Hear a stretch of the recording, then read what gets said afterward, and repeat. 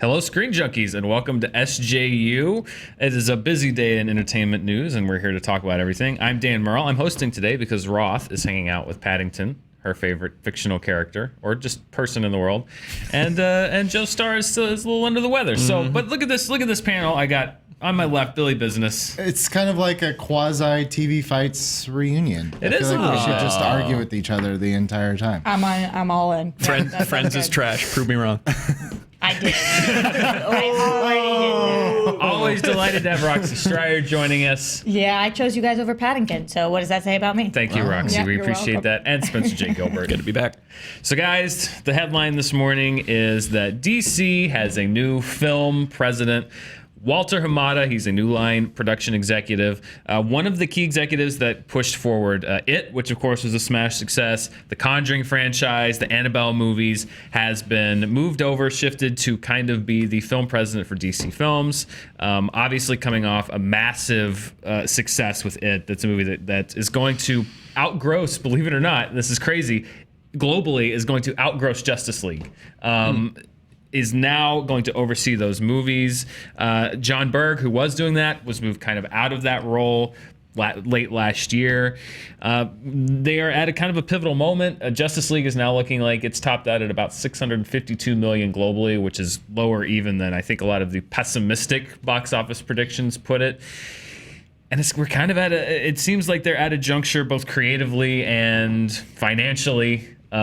Once again, but to kind of make a new start, and it looks like they're starting with bringing over Walter Hamada, who's had a lot of great successes. Production costs on his movies generally, particularly Conjuring and Annabelle, have been under $82 million with a worldwide gross of $1.2 billion.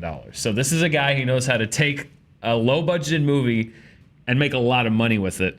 But generally, what do you guys think about this change in the DC structure? Like, I wonder if that kind of tips their hand a little bit to the strategy of these DC movies going forward, where you get a guy who can take very little and make something big. If we're going to see a lot more of these, these DC movies kind of coming in way under budget, or not under budget, but lower than we would expect for a big tent pole. Like, I wonder if after Aquaman, we start to see some like $100 million DC, which is still crazy that I would think $100 million is a low budget movie. Yeah. But for one of those, like, I wonder if that's kind of their strategy now. I don't get this move. I don't get it. I have nothing against him. So it has nothing to do with that. You guys know I'm a massive DC fan. Some might even say DC apologist, which I try not to be, but I really love DC. This is a weird thing to do because what problem is this solving that people have with the DC EU or whatever we call it these days, because that has been debunked. Yeah. What problem is this solving? What creative issue that people have with these films is this solving? Jeff Johns, never the problem. John Berg, these people, it's not what problem when you're going to the movies and you're thinking, I don't like this film, let's get in another exec. It doesn't make sense to me.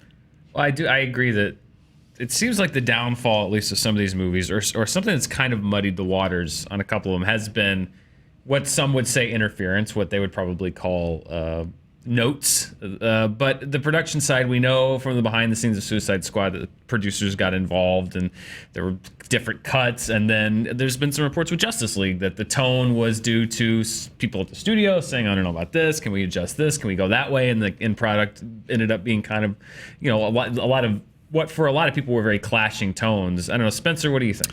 Yeah, for me, I don't think DC is the problem. I don't think the executives are the problem. I think my boy Zack Snyder is the issue here, and I'm very excited to see what the DCU looks like going forward without him overseeing the ship, because I even like the strategy of letting creators and directors and writers bring like a unique vision to each film and to really have control over it. At least that's what they seem to be going for on paper, just not Zack Snyder or David Goyer.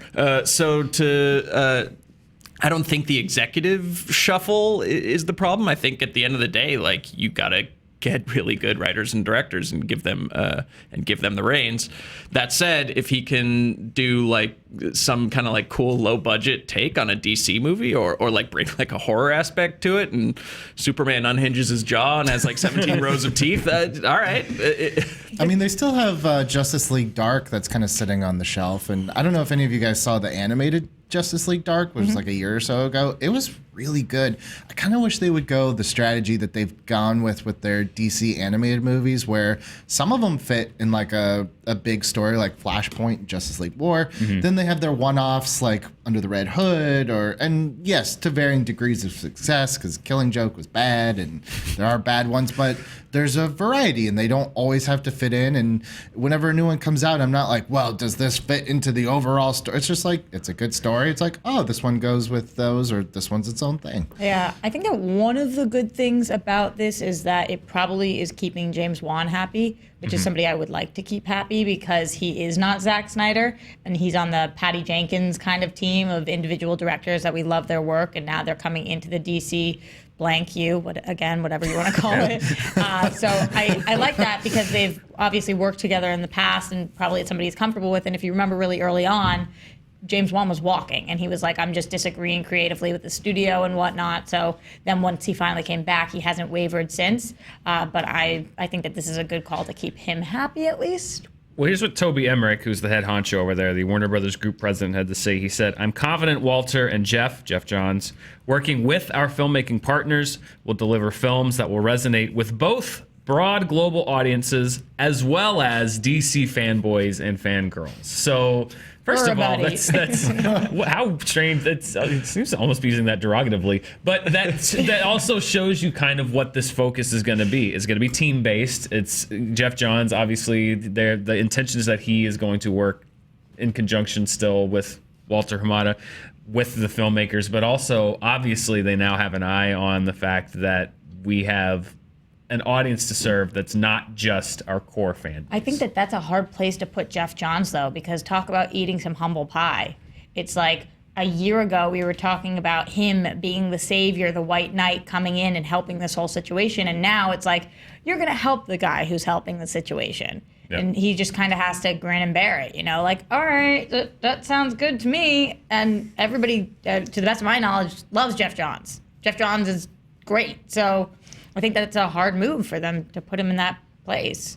Yeah, I mean, I think if you look at it from a business standpoint, it makes sense, because the guy, you look at his track record, the films may not have always been great, but he delivers box office results, which means he knows something about how to oversee a product that can be marketed well, that people will go see. I personally am a fan of, the Conjuring movies, and I really liked Annabelle Creation. I thought that was a really good movie, and I thought It was a really good movie. These are movies that, when you step back, seem to have been placed in the hands of very competent filmmakers and executed very well to their visions.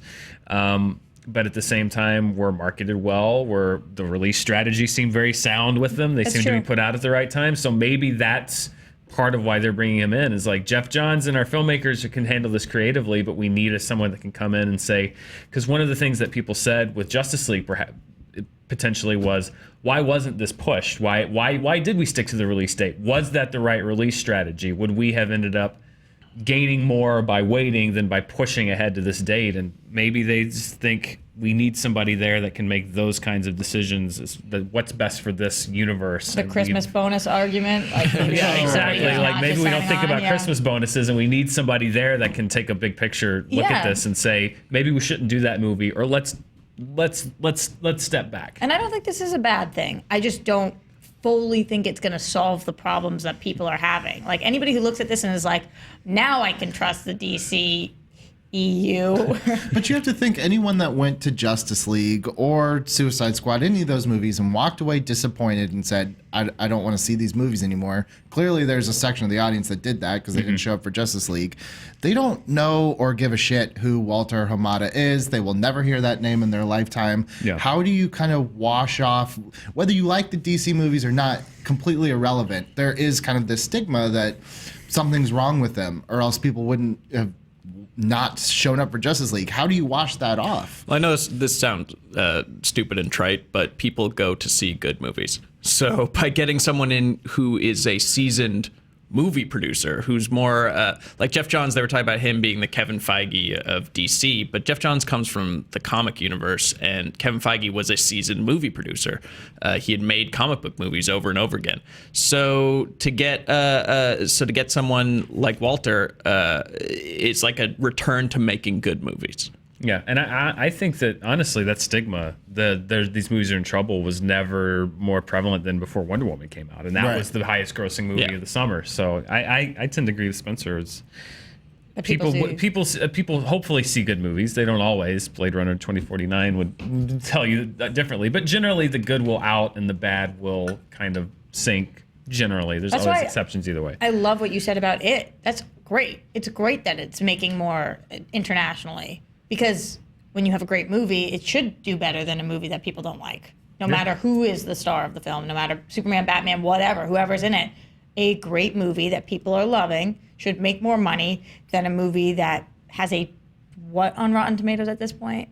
20? I don't know. No idea. 26?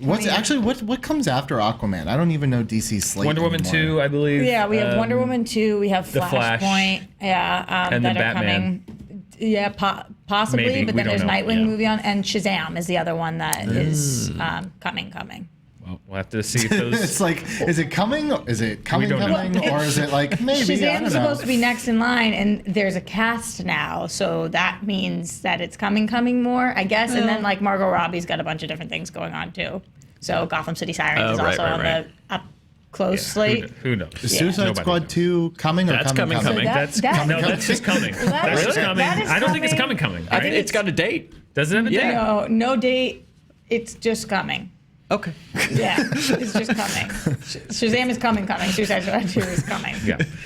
We'll of coming on make a SJU chart. today. We'll make a chart for Please make a everybody. chart. We'll see if the DC EU continues to float with this new production executive. But let's talk about another story that broke over the break. that was Actually, smart. I thank like you. that. Thank you very much. I'm took me a trying to second. earn I the was like- segue. I have pretty good at it, I have a yeah. huge segue mantle on my shoulders. True. Let's talk about a story that kind of developed over the break that we weren't able to discuss yesterday because we had Lee Winnell in studio, which, by the way, if you haven't seen, was a really fun interview. Check that out on yesterday's show. Jodie Foster, not a big fan of the blockbuster mentality in Hollywood today. She did a interview with the Radio Times. She said, quote, going to the movies has become like a theme park. Studios making bad content in order to appeal to the masses and shareholders is like fracking.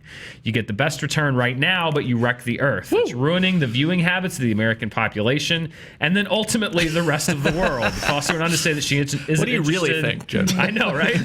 She isn't interested in, quote, spectacle and making $200 million movies about superheroes, but instead, quote, I feel like I make movies because there are things I have to say in order to figure out who I am or my place in the world or for me to evolve as a person. Now that by itself make would money be, or anything. that by itself would be a story because Jodie Foster is a respected name and one of the few people that just over the decades has been able to navigate a career in show business of just like successfully doing a job as an actor, transitioning to directing. I think she's really one of those people that you look at and it's like she has figured out longevity in show business, which is what not a lot of people have been able to do. Yeah.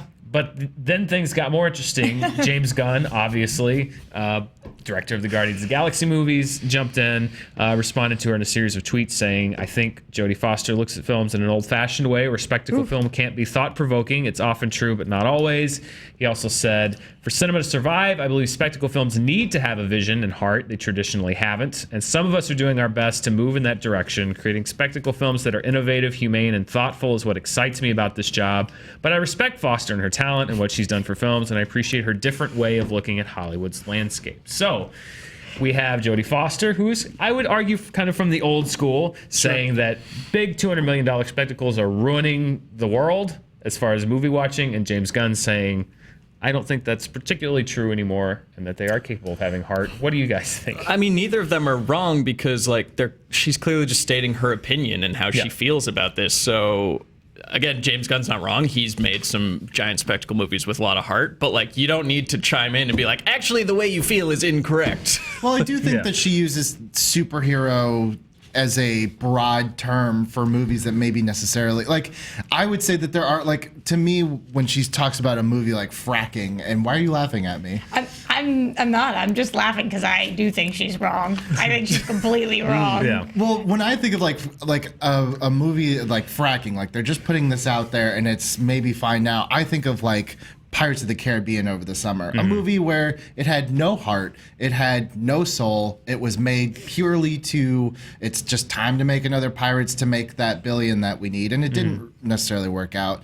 I feel like putting a superhero label on it is not necessarily like the correct terminology. I get what she's saying. I just feel like she was very broad about it. 100%. I'm not, Spencer, I don't think this is one of those like, she's right and he's right because they're just stating their opinions. I don't think she is stating her opinion, saying it's ruining the viewing habits of the American population and then ultimately the rest of the world. Now, if you take that quote and you apply that to something like Wonder Woman, you're really telling me that you feel as if Wonder Woman is ruining the viewing habits of the rest of the world, that it had no heart, that it's not the right way to make movies because it's a superhero? That makes no sense to me. If she was to say, I don't really enjoy them, I don't really like them. I mean, Christian Bale just came out and said, I haven't watched Ben Affleck's Batman, mostly because I go to the movies with my kid, and my kid's not ready to see that yet, and, like, I just don't really enjoy superhero movies that much. That's fine. That's an opinion. Saying everybody's screwed watching these movies, all of the world, that's not really an opinion. James Gunn tiptoeing around like, okay, nobody get mad at me because I know I'm talking about Jodie Foster, but I totally disagree. Respectfully. But I totally disagree. It's the best way he could have handled the situation. If you actually go back and look at his entire tweet thing, it's like, she's so wrong, but I respect her. But here's how she's wrong again, but I respect her. Like, he followed every negative thing up with but it's Jodie Foster and I respect her opinion. Well, guys, let me just present just a crazy hypothetical. And this is not in regards to me, and I know not regards to anyone at this table, but what if you just don't like superhero movies? Yeah, I think going to the okay. movies would suck for the last 10 years. Like, if you're just not interested in seeing superhero movies, I know there's so much variety inside of them, but if just that's not your thing. Well, not just even inside of them. I mean, superhero movies account, 10 movies a year are superhero movies? And I get that they get a lot of hype and they get a lot of attention, obviously, because there is a big fan draw to that. And so they make a lot of noise and there's a lot of marketing. But there's also, this isn't a new argument. Like, people have been saying blockbusters are ruining movies for years, and they paint they paint overly broad the bad ones, and they tend to forget the good ones. But I always, people always argue like, superhero movies are taking over Hollywood. I hate superhero movies. Why is that all that they release? It's not. There were thousands of films released around the world. There were hundreds of films released in the United States, and of those, 10 of them were superhero films, and there were 290 others that weren't superhero movies. I get being overhyped, but when you say like the only things that are out to see are superhero movies, that's just objectively not true. You're just not going out there and you're getting angry at the movies that are coming out, and you're not going out there and finding the ones that you do want to see. And had she said there are too many of them, or like I'm having a hard time finding other ones, but it's not what she said. She's ruining the world. Well, even look at the top movies of the year, the blockbusters. It's Star Wars, which is not superhero, it's sci-fi, but it's close. Beauty and the Beast, which is just a fairy tale, it's Disney, and Fast and Furious, which is also arguably not a superhero movie, although it's getting there. And I've accused the Fast and Furious movies of a lot of things, but one thing I would not say about them is that they don't have heart. They do. I mean, that's why they're so popular, is that they are built around characters that you like and the concept of family. So I don't know. In a way, I feel like this is kind of a 5-year-old point of view on things. I think things have actually gotten better. And if you look at this year globally, surefire hits, the ones that she's talking about, Pirates, Transformers, even to a lot of people, Justice League. These are movies that were slam dunk billion-dollar hits that the world kind of said, no thanks. So I kind of think the world is getting wise to some of this stuff. I don't know. I agree completely. I think that she painted a little overly generally. I don't like anybody who bashes on other creators' work completely. Like, whatever genre it is, had you said Westerns, they all suck and they're ruining the world. It's inappropriate to say to other people, other creators. And there's so many brilliant creators that are working on these. Actors, directors, I can name all of the people that work on movies, but like, for her to say this, I think it's Well, this mean. was aimed at studios, not at other creators. She was calling out movie studios for focusing on this type of content. But what about all the people who are making them? I mean, she wasn't talking to them, which is why I found James Gunn. Look, again, he's not wrong what he's saying. There is a lot of depth to blockbuster filmmaking, but it's like the fact that he took that personally is kind of indicative that he's like, wait a second, I do make theme park content for a mass audience. What is this theme park thing? Disney. Yeah, but, Right. but like It's what? this idea people have been calling like blockbuster. It's nothing but a theme park. It's empty thrills, which is I think that's kind of the ironic thing. Love is theme parks. I know theme parks are great. They're really fun. I just went to Disney. I went on the Guardians ride for the first time. It was awesome. But also, if you're going to bash on superhero movies, 2017 is the wrong year, I think, Yeah. also to point to bash on them. Because, like, if anything, when you look at the totality of it, when you look at Thor, when you look at Wonder Woman, when you look at Logan, when you look at Spider-Man, when you look at Guardians, we look at all these movies that kind of came out that Justice League. were well received critically. That's why I didn't mention, but still, were well received critically and commercially by audiences. Again, it seems like maybe 5 years ago you could make this argument, but Well, yeah, it's because superhero movies just out of necessity to survive, I feel like, and to set themselves apart, they've had to evolve. You can't just be a superhero movie anymore, which is why maybe Justice League didn't do as well. You have to be something more than that, which is why Logan, to me, is more of a Western than it is a superhero movie. And Winter Soldier was kind of like more of like a spy movie than a straight up superhero movie. Like, you kind of have to be more now. And I'd like to think that we can kind of take credit as the fans. It's like we need more than just straight up what she's maybe talking about, or maybe what she feels that empty the movie- spectacle. Yes. Well, yeah, and it's great. And superhero movies have gotten that depth in the last, let's say, 3 years, whereas before that was kind of the exception to the rule when a superhero movie would Sure. come out. And her quote about, I make movies because there are things I have to say in order to figure out who I am or my place in the world, or for me to evolve as a person, you could apply that to this year's superhero movies, to most of them. Like, there are movies about things, and there's a third dimension to the characters that maybe wasn't there in your Green Lanterns and your earlier DC films and stuff like that. So maybe she jumped off the train too soon. Which I don't blame her for. If you like in 2014, you're like, look, I get it. Like, some of them are good, but most of this is just schlock, and like there's no depth to it. Okay. That's a strange part of the quote, though, also, about why she makes movies. I feel like she could replace I make movies with anything. Like, I go to the local homeless shelter because there are things it could be, there's so many things that make you figure out who you are. You also do it because you like it, and it makes you a boat ton of money. So that's reasons that other people make other kinds of movies as well, and studios are doing this. It's not the only reason you make movies is because there are things I have to say in order to figure out who I am or my place in the world and evolve as a person. Well, here's what I think, and I want to know what you think about this, Roxy. Is I suspect maybe that some of this frustration, and this is a legitimate conversation to have, is that there is a thing where studios, particularly, it seems like we're losing the middle ground where you're indie or you're blockbuster, and it seems like we're losing some of these mid-range movies. And I wonder if maybe as a filmmaker that could be the root of her frustration. I definitely think maybe it's the studios that just aren't necessarily allowed. You're pushed into one of these two camps. They'll give you $1 million or $100 million. And that is frustrating. And again, I respect her and I appreciate her. And that would be really Let it frustrating. not be said we don't respect Jodie Foster. Love Jodie. Here. Love you, Jodie. Great episode of Black Mirror. She's a good director, great actress. Very talented. Yeah. I think, Dan, that's a good insight into probably what she's thinking. It's probably very hard right now to be a filmmaker who is not making these huge films, because then it is hard to make money and to survive as a filmmaker. But part of me wonders if this last summer, where so many surefire things were not surefire, if we're going to start to see a change in spending of studios, and maybe that first story, hiring that Walter guy is I'm sorry, I can't remember Walter his name. Hamada. 5 minutes later.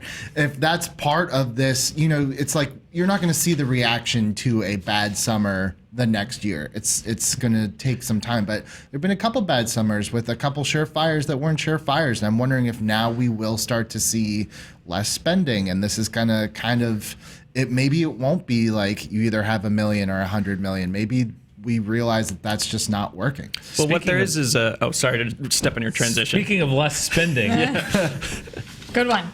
Box Office Mojo is reporting that 2017 movie ticket sales, not the amount of money, because that goes up commensurate to inflation, but the number of movie ticket sales is down to the lowest point since 1992. 1.239 billion movie tickets were sold between January 1st and December 31st, 2017, which is down from 1.315 billion that were sold in 2016. The average number sold over the past 25 years is just over 1.4 billion. So this is a trend that we saw, particularly, it was most pronounced in the summer, which contributed to this largely. But while the earnings aren't that far off from last year, the actual number of people going to the movies is dropping.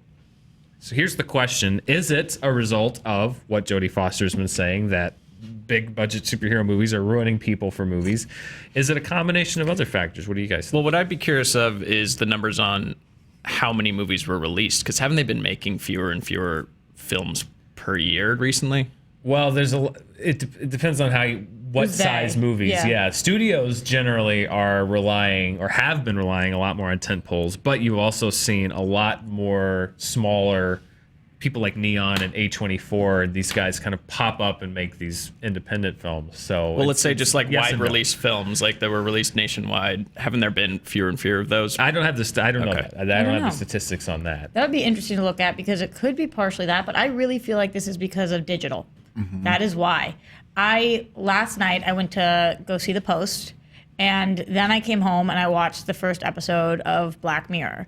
And the quality of shows now is so high that I preferred the first episode of Black Mirror to The Post.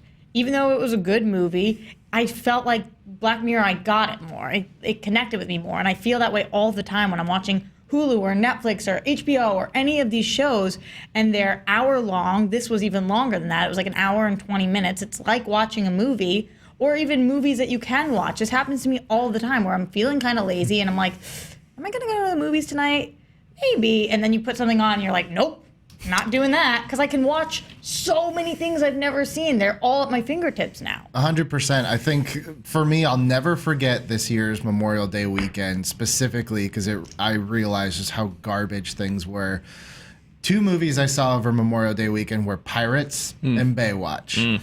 The other thing I did over Memorial Day weekend was I watched all of Master of None season 2, and I was like, how did I just blow $40 on two of the worst movies I've seen in a long time, and spent $9.99 a month for one of the best things that I've seen in as long as I can remember. That's like, incredible what season. am I? That's where I really stopped. I was like, what are we doing? Why do we keep going to these shitty movies when there's such good things and it cost us like nothing?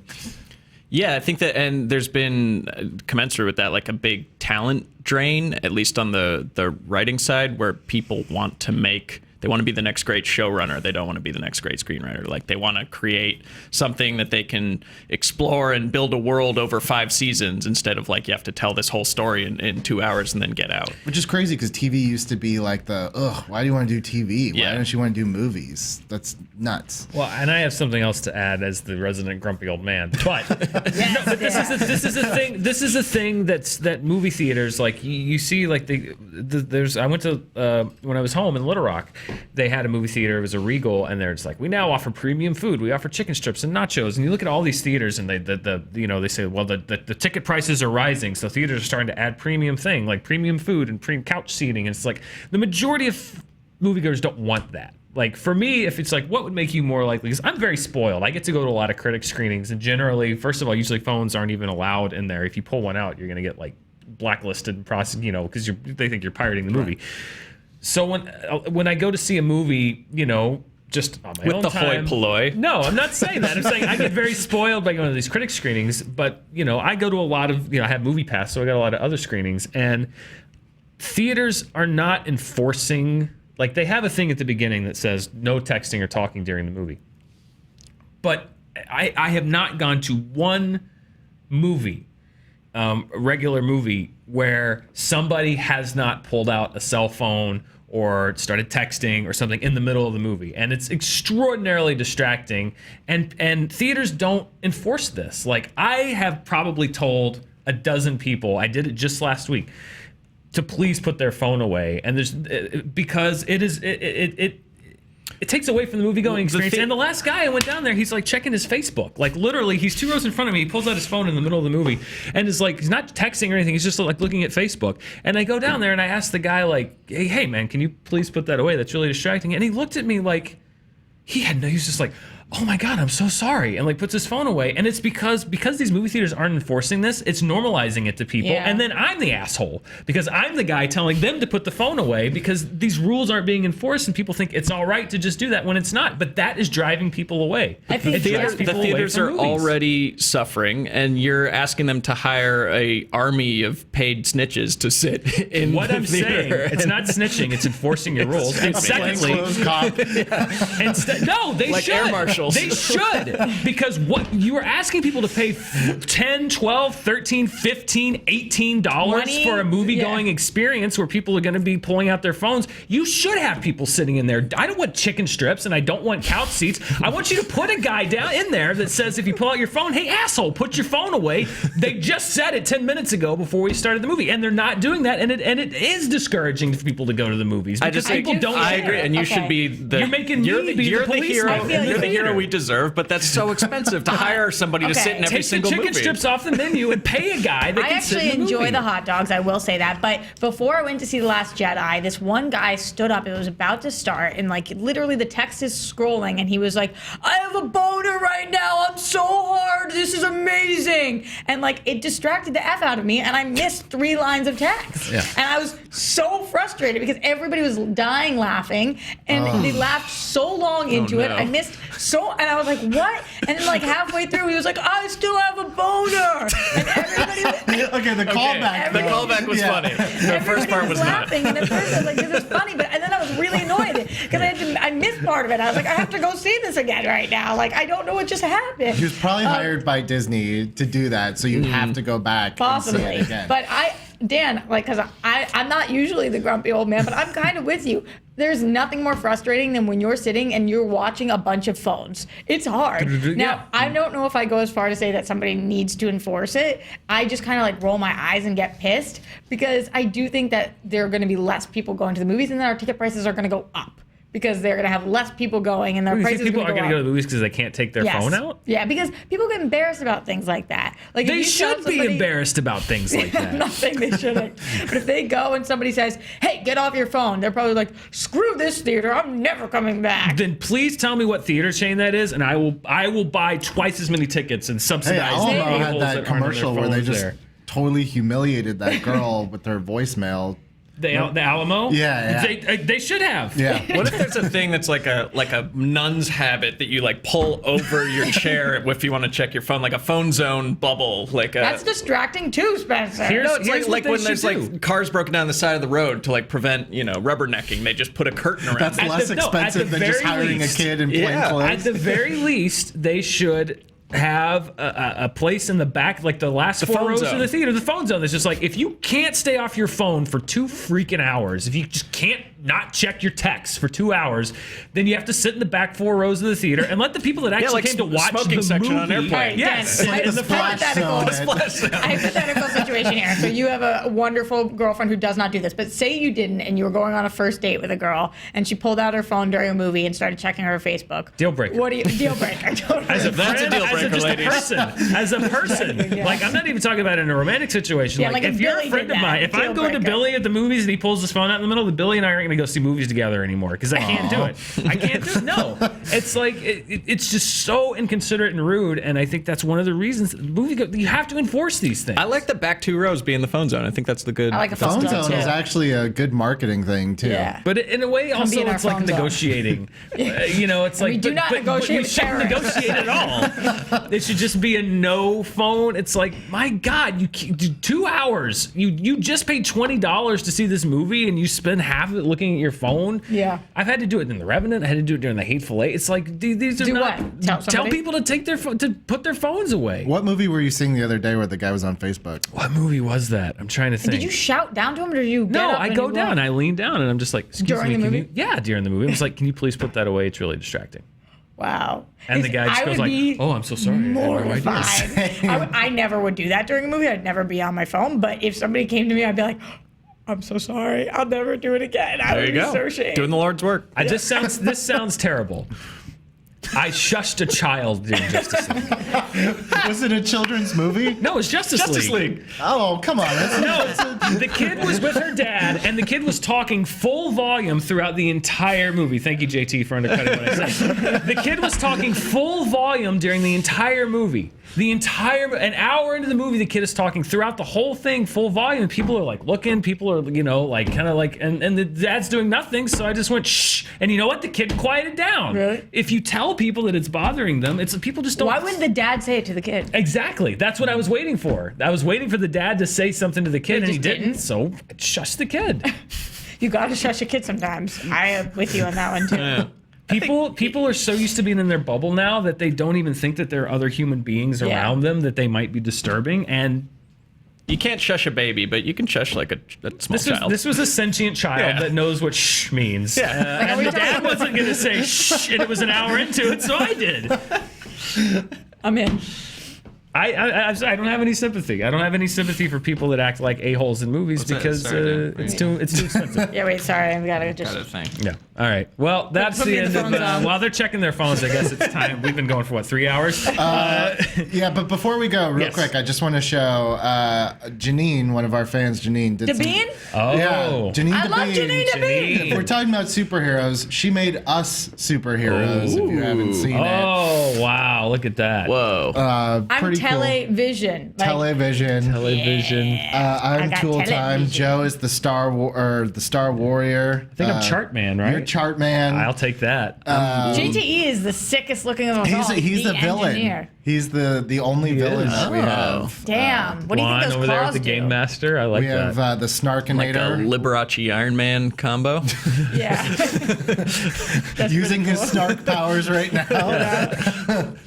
So thanks, Janine. Those are pretty. Those are pretty awesome. awesome. I know Oh, she took Roth the. segue. Oh yeah, Roth is Segway, the power to get us out of Oh, any yeah. Conversation. Yeah, she would have segued us out of this movie thing like 10 minutes ago. Well, I she also would've would let have her been out. over in the corner, been like, rap. It's true. I'm drunk with power. There's no one to tell me no today. And yeah. Oh, Ryan's giving me the wrap up. Okay. Oh, man. Guys, thank you so much. This was fun. Billy Business, Spencer J. Gilbert, Roxy Striar. Happy New Year, guys. It's Happy good- New Year. It's Happy great to New be back Year. live. Thank you for indulging as I vented everything wrong with the movie going experience nowadays. Shush that kid. Someone Dan had Murrell. to. Thank you guys for watching. We will be back tomorrow, I believe, with a very special guest. Yeah, we Do we do. want to announce who's going to be here tomorrow? Or do we want to leave it as a surprise? Let's leave it a surprise. leave it a surprise. Very special guest tomorrow. But you Make wanna sure see to it. tune in. You're going to want to check it out and be nice to each other. See you tomorrow.